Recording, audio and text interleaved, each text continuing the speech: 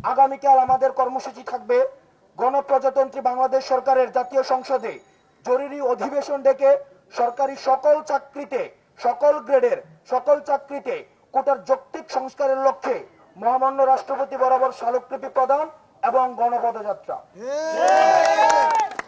আমাদের এই কর্মসূচির পাশাপাশি সারা বাংলাদেশের অন্যান্য যত শিক্ষা প্রতিষ্ঠান রয়েছে সকল শিক্ষা প্রতিষ্ঠান নিজ নিজ জেলা প্রশাসকের কার্যালয় বরাবর গণপদযাত্রা করে জেলা প্রশাসকের মাধ্যমে মহামান্য রাষ্ট্রপতি বরাবর স্মারকলিপি প্রদান করবেন। দিবালোকের মতো স্পষ্ট হয়ে গিয়েছে গতকাল হাইকোর্ট যখন একটি রায় দিয়েছে, গতকাল হাইকোর্ট একটি রায় বলেছে যে this judgment will not impose any bar to the respondents if they increase or decrease the existing quota proportion। আমি প্যারাফ্রেজ করেছি, এক্সাক্ট কোট করি নাই।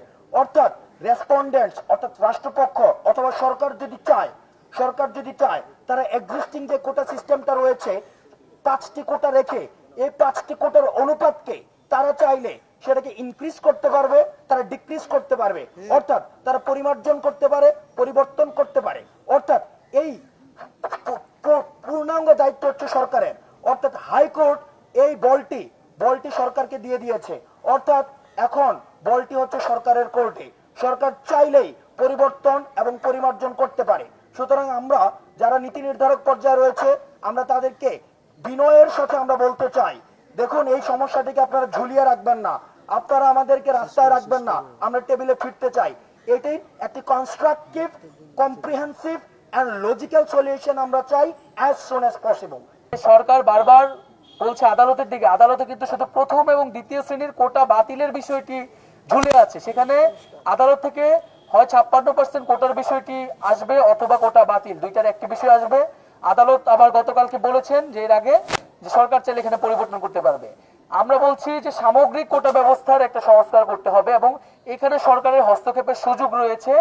সরকার বারবারই দায় এড়ানোর জন্য আদালতকে ব্যবহার করছে, আদালতকে সামনে রেখে শিক্ষার্থীদের সাথে কালক্ষেপণের নাটক করছে।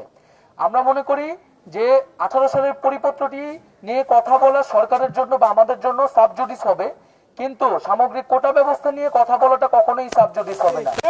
সেটি আদালতের এখতিয়ার নিয়ে, আদালত থেকে মহামান্য আদালতও সেটি নিয়ে কোনো সুস্পষ্ট বক্তব্য দেয়নি। কিন্তু সরকারের অতি উৎসাহীরা এই আন্দোলনকে কর্ণপাত না করা এবং দাবিগুলোকে দায় এড়ানোর জন্য এই ধরনের বক্তব্য বারবার দিয়ে যাচ্ছে। এবং একটা বিষয় সাংবাদিক ভাইদের দৃষ্টি আকর্ষণ করছি যে আমরা দেখছি বিভিন্ন মিডিয়াতে বা টক শোতেও এখানে এই ধরনের একটি ন্যারেটিভ তৈরি করার চেষ্টা করছে, জিনিসটাকে হেডলাইনে দেওয়া হচ্ছে বা এইভাবে প্রেজেন্ট করার চেষ্টা করছে যে আমরা বিচার প্রক্রিয়া অধীন একটা বিষয়ের বিরুদ্ধে আন্দোলন করছি, যেখানে আমরা আন্দোলনকারীদের জায়গা থেকে বারবার এটি স্পষ্ট করছি।